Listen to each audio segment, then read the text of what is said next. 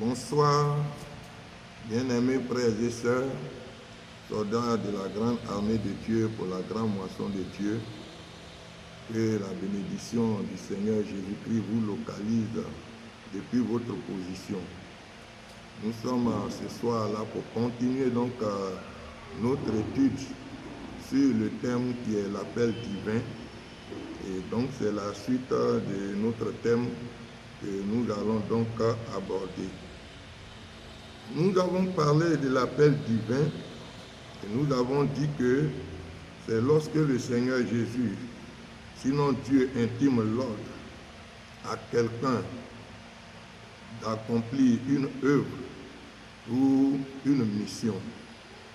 On dit alors qu'il y a appel divin.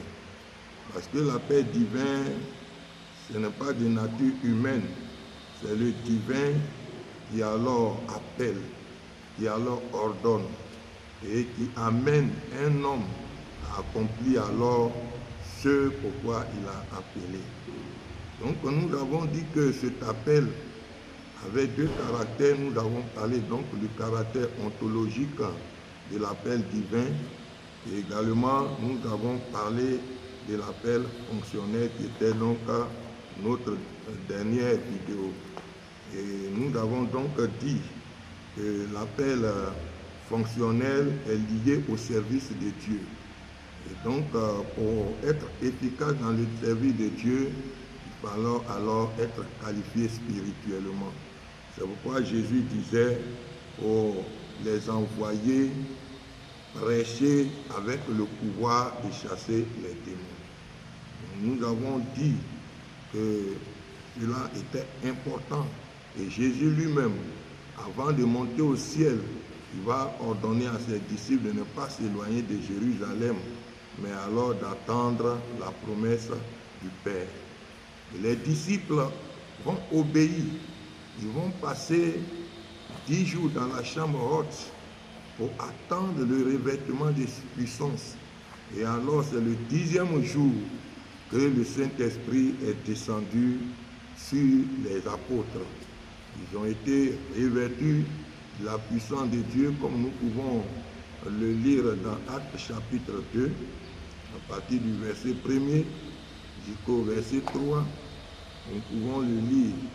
Des langues semblables à des langues de feu sont posées sur chacun d'eux et ils se sont mis à parler en langue selon que l'Esprit leur donnait de s'exprimer.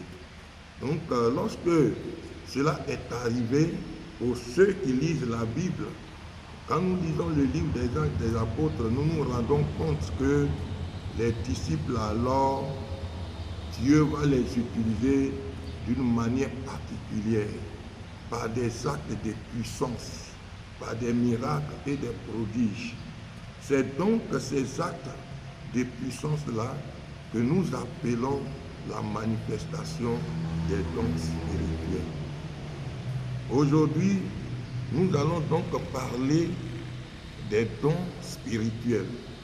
Pour cela, je voudrais vous inviter à lire 1 Corinthiens chapitre 12, du verset 1 au verset 11. Si vous êtes avec moi, je vais donc faire la lecture. Pour ce qui concerne les dons spirituels, je ne veux pas, frères, que vous soyez dans l'ignorance. Vous savez que lorsque vous étiez païens, vous vous laissiez entraîner vers les idoles muettes selon que vous étiez conduits. C'est pourquoi je vous déclare que nul, s'il parle par l'Esprit de Dieu, ne dit Jésus est anathème, et que nul ne peut dire Jésus est le Seigneur si ce n'est par le Saint-Esprit. Il y a diversité de dons, mais le même Esprit. Diversité de ministères, mais le même Seigneur. Diversité d'opérés, mais le même Dieu qui opère tout en tous. Or, à chacun la manifestation de l'Esprit est donnée pour l'utilité commune. En effet, à l'un est donné par l'Esprit une parole de sagesse, à un autre une parole de connaissance selon le même esprit. À un autre, la foi par le même esprit. À un autre, le don des guérisons par le même esprit. À un autre, le don d'opérer des miracles.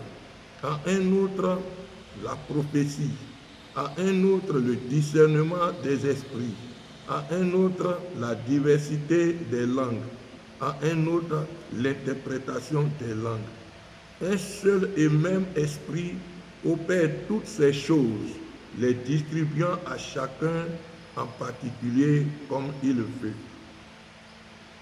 Bien-aimés frères et sœurs, quand nous lisons ce texte, l'apôtre veut clairement nous dire en tant que chrétiens que nous ne devons pas être dans l'ignorance en ce qui concerne les dons spirituels. Bien-aimés frères et sœurs, l'ignorance est un véritable danger pour l'Église. L'ignorance permet à l'ennemi de prendre l'avantage sur nous en tant que chrétiens, de nous entraîner dans un doute permanent au point où nous ne pouvons pas évoluer spirituellement. Or, comme vous le savez, là où il y a le doute, l'Esprit de Dieu ne peut pas se manifester pleinement. Au verset 2, l'apôtre nous démontre là que le socle même de notre vie et de notre foi chrétienne, alors c'est le Saint-Esprit. Le Saint-Esprit. Nous voyons au verset 2 ce que l'apôtre nous dit. Il dit, lorsque nous étions païens, nous étions entraînés à tout vent vers les idoles qui étaient muettes. Les marigots, les rivières, les montagnes, le soleil, la lune et que sais-je encore. Chacun suivait les voies de ses ancêtres. Mais à un moment donné, Dieu nous a touchés par son esprit. Dieu nous a touchés par son esprit. Et lorsque Dieu nous a touchés par son esprit, alors nous sommes devenus des enfants de Dieu. Car comme nous le dit la Bible, à tous ceux qui l'ont reçu, à ceux qui croient à son nom, il a donné le pouvoir de devenir enfants de Dieu, lesquels sont nés non de la chair, ni du sang, ni de la volonté de l'homme, mais qui sont alors nés de Dieu.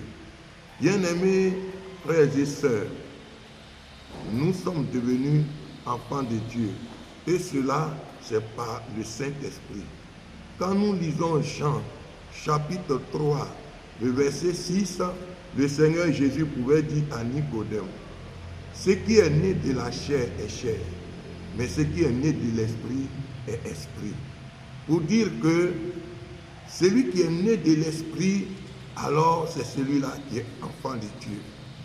Donc, bien-aimés frères et sœurs, notre naissance spirituelle elle-même a été opérée par le Saint-Esprit.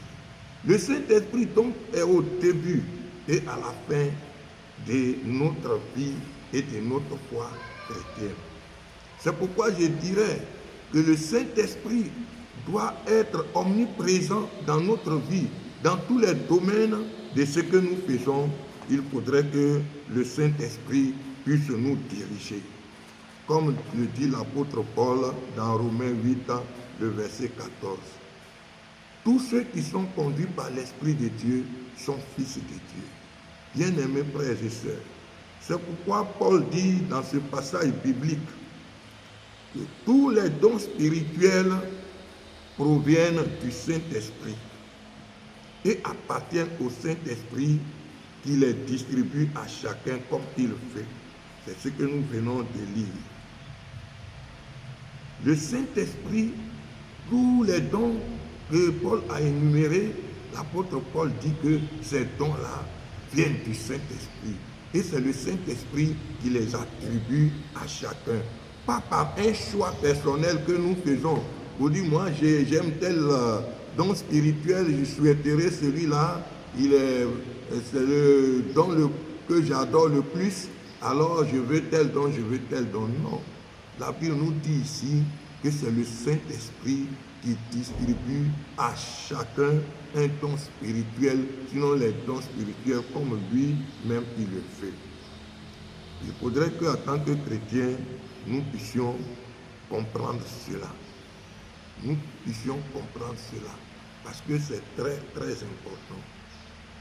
Avant d'aller plus loin, il est important que nous puissions savoir ce que c'est qu'un don spirituel. Un don spirituel, selon le dictionnaire, nous dit ceci. Le don spirituel signifie donc en grec grâce, bienfait, faveur, charisme. Donc, les dons spirituels sont des charismes, des grâces que le Saint-Esprit déverse sur l'Église de Jésus-Christ afin de l'amener à accomplir la mission de Dieu. Nous pouvons aussi dire que les dons spirituels sont des bénédictions ou des capacités surnaturelles accordées par Dieu à ses enfants par le pouvoir du Saint-Esprit. Donc voici comment nous pouvons donc définir les dons spirituels. C'est donc des grâces, c'est donc des faveurs, des bénédictions, des charismes que le Saint-Esprit accorde à un chrétien afin de l'amener à servir Dieu comme il se doit. C'est ça, un don spirituel. Nous allons maintenant identifier les différents dons spirituels et leur expression dans l'Église. Selon le texte biblique que nous avons lu, c'est-à-dire 1 Corinthiens 12, verset 1 au verset 11, mais précisément à partir du verset 7, la Bible mentionne 9 dons spirituels. Et ces 9 dons spirituels, nous pouvons les classer en 3 groupes. Nous pouvons les classer en 3 groupes. D'abord, les dons de puissance. Les dons de puissance sont 3 dons. Il y a le don de la foi, il y a le don des miracles et il y a le don des guérisons. Ce sont là les 3 dons de puissance. Après donc les dons de puissance, il y a ce qu'on appelle les dons de révélation. Et ces dons de révélation, il s'agit de la parole de sagesse, la parole de connaissance et le discernement des esprits. Après donc les dons de révélation, il y a ceux qu'on appelle les dons d'inspiration ou dons vocaux. Il s'agit du don de la prophétie, le don de parler en langue et le don d'interprétation en langue. Voici donc les différents dons spirituels. Et bien aimés frères et sœurs, il est important que tout chrétien non seulement puisse s'imprégner de ces dons, mais surtout de connaître leur manifestation. Et c'est à cela que notre prochaine vidéo, nous allons alors parler de l'expression des dons spirituels dans l'Église. Que Dieu nous bénisse.